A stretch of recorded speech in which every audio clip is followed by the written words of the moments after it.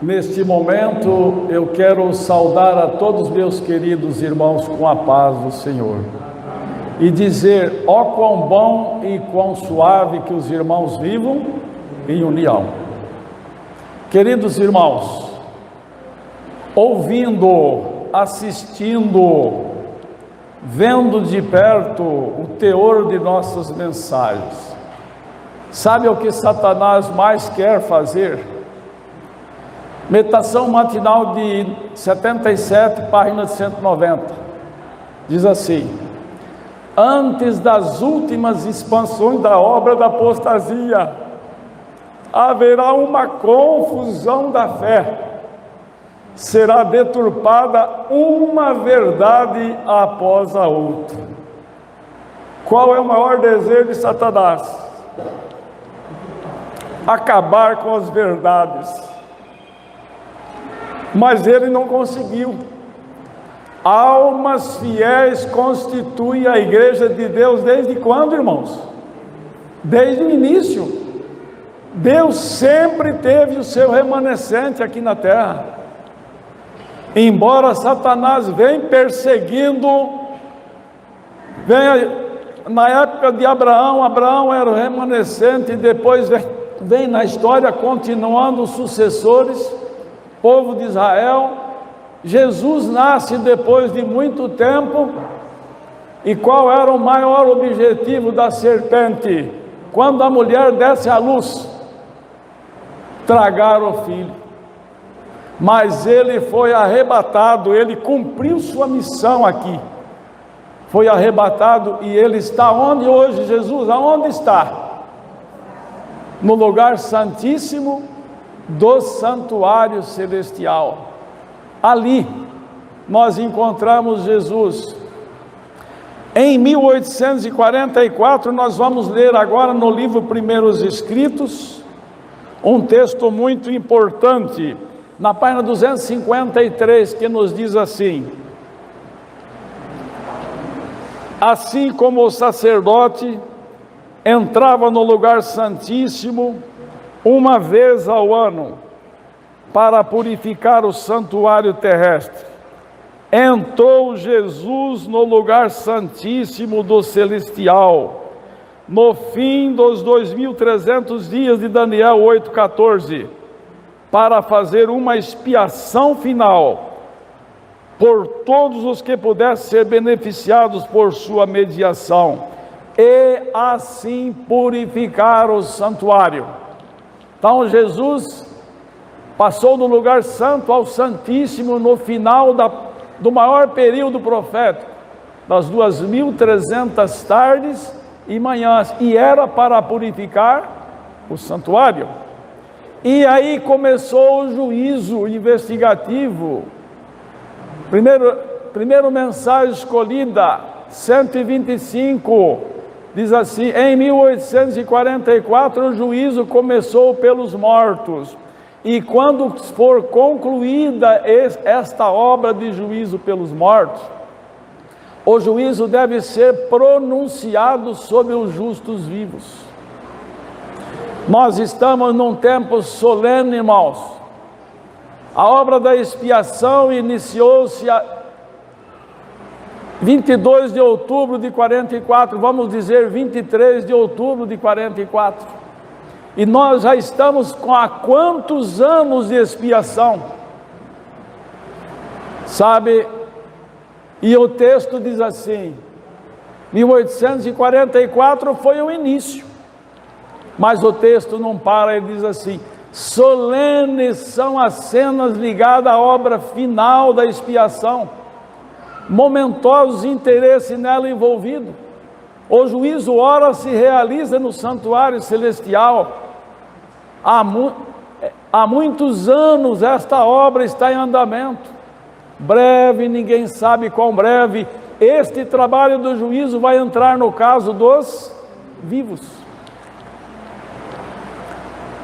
Na parábola das bodas, o rei preparou um banquete, um grande e um lindo banquete, e convidou muitas pessoas. E a cada convidado ele deu uma veste de presente.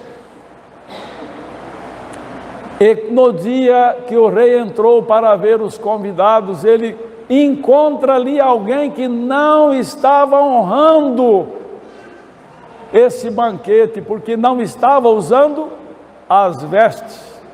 E ele pergunta: amigo, como é que você entrou aqui não tendo vestido nupcial? E ele emudeceu.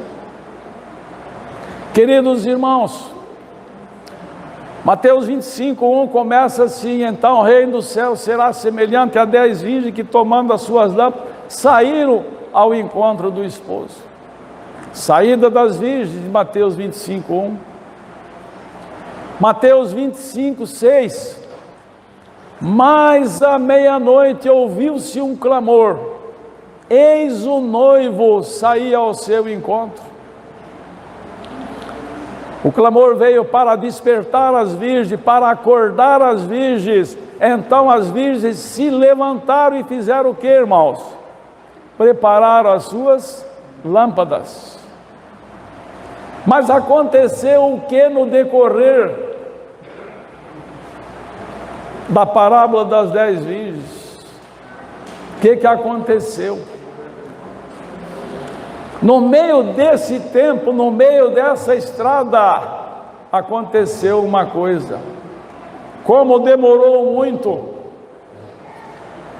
muitos fizeram o quê? Dormiram. Depois do clamor da meia-noite, nós podemos dormir, irmãos?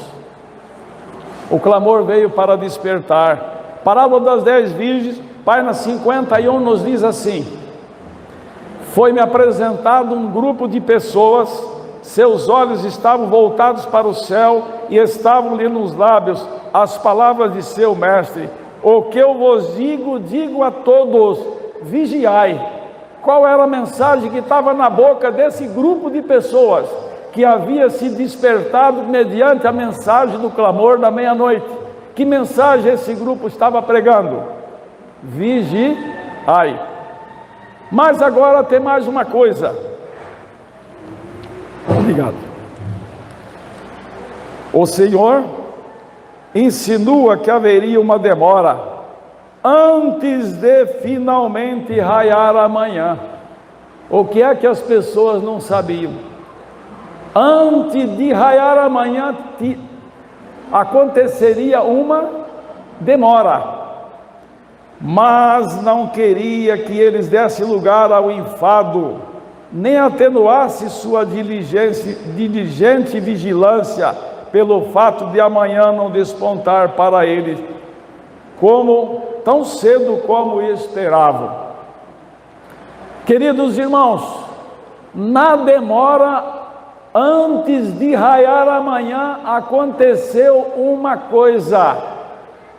Vamos ver na página 50 da parábola das 10 virgens, diz assim: vigiai, pois, para que vindo de improviso não vos ache dormindo. Perigosa é a condição dos que, cansando-se de vigiar, volve às atrações do mundo. Na demora aconteceu uma coisa. O que aconteceu com uma classe de virgens? Se elas cansaram de vigiar, é porque elas acordaram, vigiaram durante algum tempo, mas como não haviam previsto a demora, na demora elas se cansaram. E agora, enquanto o homem de negócio está absorto em busca de lucros, enquanto o amante dos prazeres procura satisfazer os mesmos, enquanto a escrava da moda está a arranjar os seus adornos, pode ser que naquela hora o juiz de toda a terra pronuncie uma sentença muito pesada. Como é que diz a sentença? Pesado fosse na balança e achado em falta. Aquele rei lá em Babilônia, irmãos, mal sabia, no meio da orgia, no meio dos festejos, das bebidas, aparece uma mão descrevendo a sentença de sorte para ele. Nem sabia ler a escritura.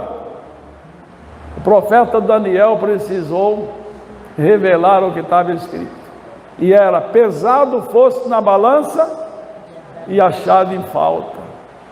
Queridos irmãos, nesse tempo, olha qual é a advertência de Deus para a igreja dele. Vi que era impossível absorver as afeições e os interesses em cuidados mundanos, aumentar as posses terrenas e estar ainda numa posição de espera e vigilância, como ordenou o nosso Salvador.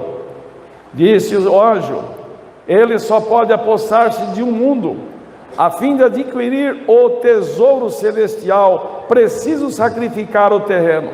Não pode obter ambos os mundos. Vi que uma vigília após a outra estava no passado. Devido a isto, deve haver falta de vigilância? Não. Há maior necessidade de incessante vigilância, pois agora os momentos são mais escassos do que antes de haver passado a primeira vigília. Se vigiamos, então, com inquebrantável vigilância, quanto maior é a necessidade de dupla vigilância na segunda vigília. O passar da segunda vigília nos conduziu à terceira, e agora é inexcusável diminuir nossa vigilância. A terceira vigília requer tríplice diligência. Impacientar-se agora seria perder toda a nossa fervorosa e perseverante vigilância até aqui. A longa noite de tristeza é difícil, mas amanhã é adiada em misericórdia, porque se o Mestre viesse, muitos seriam achados desprevenidos. A recusa de Deus em permitir que seu povo pereça tem sido a razão de tão longa demora. Por que não raiou amanhã já, irmãos? Por que não concluiu a obra? Não chegou o termo da mensagem do terceiro anjo, ou seja, do Evangelho eterno? Por que isso não se concluiu até hoje? Sabe? É porque quando saem os adventistas do sétimo dia, na mensagem do terceiro anjo, após 1844, os poucos que tinham que manter firme as verdades fracassaram. Ellen White diz no testemunho assim: se eles tivessem permanecido firme sobre a mensagem do terceiro anjo, caudais de luz ter-se-ia derramado, haveria anos que a obra teria sido concluída e Jesus já teria vindo para a redenção de seu povo. Por que é que isto não aconteceu, irmão? Qual é a causa disto? Porque Jesus não veio. A apostasia é a causa disso, tá? 1844, o povo de Deus chegou próximo da Canaã celestial, igual os israelitas lá, estavam próximo, um passinho mais para adentrar na Canaã terrestre. A incredulidade fez o que com Israel antigo? Impediu deles entrar na Canaã terrestre, igual aconteceu com Israel moderno. Já era para estarmos aonde, irmão? Na Canaã celestial. Então, Ellen White diz assim: mas a obra está com o quê? Com anos de atraso, ela já está atrasada. E agora, Deus quer que se levante missionários, que de coração se coloque na obra de Deus, que tenha coragem, que seja igual a João Batista. A mensagem deles, irmão, aqui na apostila diz que nós temos que dar uma mensagem só igual a de João Batista? Não, ainda mais forte do que a mensagem de João Batista. Se João Batista já assustou o povo daquela época, nós devemos pregar para que o povo seja desperto agora, tomar uma posição do lado da verdade. Irmãos, O maior perigo agora é das pessoas cansando-se de vigiar, volver-se às atrações do mundo. Olha, enquanto o homem de negócio está buscando lucros, enquanto a escrava da moda está a arranjar os seus adornos, pode ser que naquela hora o juiz de toda a terra pronuncie aquela sentença difícil. Isto compete a cada um de nós, irmãos. Vigiai, porque não sabeis nem o dia na hora. Isso é para cada um de nós. Nós não podemos brincar mais, o tempo já está escasso. Nós devemos pensar: como estou eu perante Deus? A minha vida preenche as condições que Deus estipulou para mim? Eu vou dar só algumas indicações. Eu estou sendo aquela luz que o profeta diz: levanta e resplandece a tua luz, pois que a glória do Senhor vem nascendo sobre ti. A minha luz, a minha vida está sendo uma luz. A minha alimentação, a minha conversa, a minha vestimenta, os meus cabelos, o que nós estamos tendo testemunha, estamos sendo pregadores vivos dos últimos dias, ou nós estamos envergonhando a causa de Deus? Muitas pessoas saíram do movimento de reforma, saíram e conheceram o grupo que pregava vigiai, o grupo do clamor da meia-noite. Se despertaram. E não é para abaixar as normas, não, irmãos.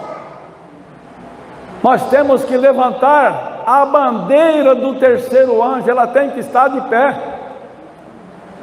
Página 390 do Mensagem Escolhida diz assim: estes homens não devem permitir que sua crença transforme em descrença, não deve permitir que a bandeira do terceiro anjo lhe seja arrebatada das mãos. Página 394 diz assim: a bandeira da primeira, da segunda e da terceira mensagem angélica foi colocada onde, irmãos? No pó da terra. Página 411 do Testemunho para os Ministros diz assim: mas há um povo que levará a arca de Deus. Deus tem um povo na terra que não deixou a bandeira cair. Nós temos que cuidar, a vigilância. Salmos capítulo 5, de 1 a 3. Pela manhã me apresentarei a ti e vigia. A vigilância tem que começar, tem que ser o dia todo, a vida toda. Satanás não dorme. Sabe, os discípulos perguntaram para Jesus assim: mestre, o que aconteceu? Plantou o trigo e apareceu o joio. O que o mestre respondeu? Enquanto os homens dormiram, Satanás veio e fez o que, irmãos? Satanás plantou o quê? Veja como é que Satanás faz. Ele trabalha de uma maneira para destruir a igreja de Deus. Então vamos meditar um pouco mais aqui. Vamos falar do grupo do clamor da meia-noite, um grupo que estava vigiando. Página 53 da apostila diz assim: estamos esperando e vigiando pelo retorno do Mestre, que deve trazer o amanhecer, a menos que vindo e repentinamente nos encontre dormindo. A que tempo isso se refere? Não a manifestação de Cristo nas nuvens do céu para encontrar um povo adormecido, não, mas ao seu retorno, após haver ministrado no lugar santíssimo do santuário celestial, quando ele retira seu traje sacerdotal e cobre-se de vestimentas de vingança, e quando é expedida a ordem: quem é injusto faça injustiça ainda, e quem está sujo, suje-se ainda, e quem é justo, faça justiça ainda, e quem é santo, seja santificado ainda. Apocalipse 22, 11 está essa mensagem. Como vai acontecer esse tempo na continuação? Esse tempo finalmente virá de repente sobre todos os que não purificarem a mente pela obediência à verdade, serão encontrados dormindo. Aqueles que não purificarem a sua mente mediante a obediência à verdade, afinal, eles vão despertar também, lá no final, ouvindo-se a exclamação, eis o noivo saiu ao seu encontro. Mas vão se despertar no final para saber uma coisa, irmão. Que coisa? Que eles estão perdidos. Mas as virgens prudentes se despertaram diante da mensagem da sua aproximação e puseram-se rapidamente em linha. Não desejaram o seu aparecimento e pensaram que não havia necessidade de contínua e perseverante vigilância. Foram desapontados em suas expectativas, e pode ser outra vez. Concluíram que havia tempo suficiente para despertar. Queriam estar certos de não perder a oportunidade de um tesouro na terra. Se pudessem, assegurariam tudo que o mundo oferecesse, e ao alcançarem seu objetivo, perderam toda a ansiedade e interesse na vinda do Mestre. Tornaram-se indiferentes e descuidosos, como se sua vinda estivesse distante. Mas enquanto seus interesses estavam concentrados em ganhos mundanos, encerrou a obra no santuário celestial, e eles não se achavam preparados. Caso soubessem que a obra de Cristo no santuário celestial logo terminaria, quão diligentemente teriam agido. Quão o Mestre os havia advertido com antecipação, dando-lhes oportunos avisos para que vigiassem. Ele declara a subitaneidade e a brevidade de sua vinda.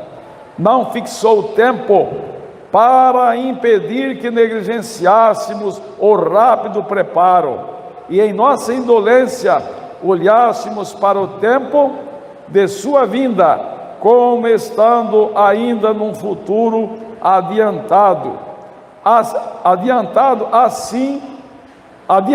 assim o preparo. Alguém chega para o irmão White e diz assim, para o irmão White, irmão White, acha que Jesus vai voltar logo? Aí o irmão White responde, por quê?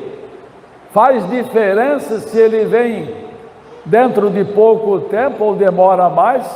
Eu acho que para mim sim. Se você soubesse que ele viria dentro de pouco tempo, o que faria? Venderia meus bens? Me colocaria de coração no trabalho de Deus, fazia um preparo especial para mim ser aprovado. Mas se soubesse que ele demoraria 20 anos, o que você faria? Eu acho que eu queria aproveitar as coisas desse mundo ainda. Ellen White explica como este homem estava tão longe nos dias de Enoque, nos dias dos reformadores. A vinda de Jesus estava num futuro como, irmãos? Muito distante. Qual era o maior anseio desses amados irmãos? Estar cada dia mais perto de Jesus. E o qual deve ser o nosso anseio? Sabe o perigo, irmãos? o perigo. Nós falamos para o decreto dominical finalizar a porta para uma classe de pessoas. Mas vamos falar, o irmão Raimundo estava se dirigindo ao congresso, já estava na casa do irmão Francisco, o alvo dele era estar aqui. E o irmão Raimundo está onde hoje já, irmãos? No túmulo. Eu pergunto, por que nós devemos vigiar?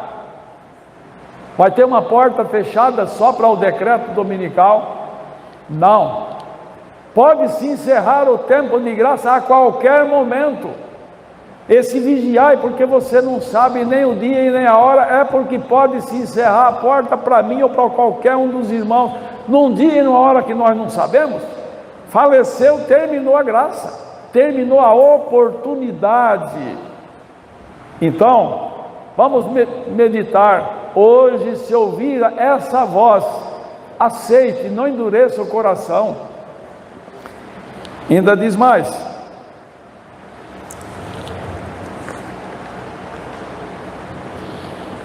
um grupo me foi mostrado em contraste com o anteriormente descrito. Eles esperavam e vigiavam, seus olhos estavam voltados para o céu, estavam-lhe nos lábios as palavras do Mestre: as coisas que eu vos digo, digo a todos, vigiai. Vigiai, pois, porque não sabeis quando virá o Senhor da casa, se à tarde, se à meia-noite, se ao cantar do galo, se pela manhã, para que vindo de improviso não vos ache dormindo. Irmãos, o clamor surge a que hora? Surgiu a que hora o clamor da meia-noite? Já a mensagem está dizendo à meia-noite. Mas agora, amanhã, que já é depois do clamor, ela foi adiada em misericórdia. Por que amanhã foi adiada, irmãos? Se o Mestre viesse e tratasse o caso das pessoas, muitos seriam encontrados de que forma, irmãos? Desprevenidos. E ele teve o que dessas pessoas? Misericórdia, adiando amanhã. Adiou o tempo, alargou o tempo um pouco mais. Ele diz: o Senhor indica que haveria uma demora antes de finalmente raiar amanhã, mas não queria que eles dessem lugar ao enfado, nem atenuasse sua diligente vigilância, pelo fato de amanhã não despontar para eles tão cedo como esperavam. Mesmo que amanhã demorou, o Senhor não queria que eles parassem com a vigilância. Os expectantes me foram representados como olhando para cima, encorajavam-se uns aos outros, repetindo as palavras: a primeira, segunda vigília são passadas, estamos na terceira vigília, esperando e vigiando o retorno do Mestre. Agora resta um pequeno período de vigília. E eu quero terminar aqui, irmãos. Mais um texto, vamos concluir. Diz assim, página 58 da parábola: não ceda ninguém o exemplo das virgens imprudentes, não siga ninguém o exemplo das virgens imprudentes, pensando que será seguro esperar até que venha a crise, antes de obter o preparo do caráter suficiente para subsistir naquele tempo. As virgens loucas, segundo o texto, elas pensam de se preparar quando, irmãos? Na crise. E Ellen White está dizendo que nós não devemos seguir este exemplo. Será demasiado tarde buscar a justiça de Cristo quando os hóspedes forem chamados e examinados. Tratou os casos, fechou a porta da graça, é tarde demais. Agora é o tempo de nos revestirmos da justiça de Cristo, a veste de bodas que nos habilitarão a participar da ceia das bodas do Cordeiro. Na parábola, as virgens imprudentes são representadas como suplicando azeite, sem que seu pedido seja atendido. Isto é o simbólico dos que não se prepararam mediante o desenvolvimento do caráter, de modo a subsistir em tempo de crise. É como se fosse aos vizinhos e dissesse: dei-nos do vosso caráter ou nos perderemos. As virgens prudentes não puderam ceder seu azeite às lâmpadas luxuriantes das imprudentes. O caráter não é transferível, não pode ser comprado nem vendido, tem de ser adquirido. O Senhor concedeu a todo indivíduo a oportunidade de obter um caráter justo através das horas de graça. Não proveu, porém, um meio pelo qual o instrumento humano pudesse comunicar a outro o caráter que ele desenvolveu. Caros irmãos, já encerramos a leitura aqui, mas eu quero dizer aos irmãos as palavras finais. Solene as cenas ligadas à obra final do que, irmãos? Da expiação. Não é hora de brincar, não. É hora muito séria. Porque pode finalizar a vida e não estar vigiando e finalizou com a pessoa perdida. Por isso, eu digo a vocês e a mim mesmo, vamos vigiar. Vigiar nossa vida, vigiar nosso comportamento, vigiar o que é que nós estamos fazendo, tá? Se é isto que vai nos habilitar para enfrentar o tribunal de Cristo, se a nossa vida está sendo um testemunho vivo, se nós estamos beneficiando outros com a nossa vida, que Deus abençoe a mim, a todos vós, que seja esse o meu desejo e oração, e que a graça, a paz e a comunhão do Espírito Santo esteja abençoando cada um dos irmãos e irmãs aqui presentes. Amém.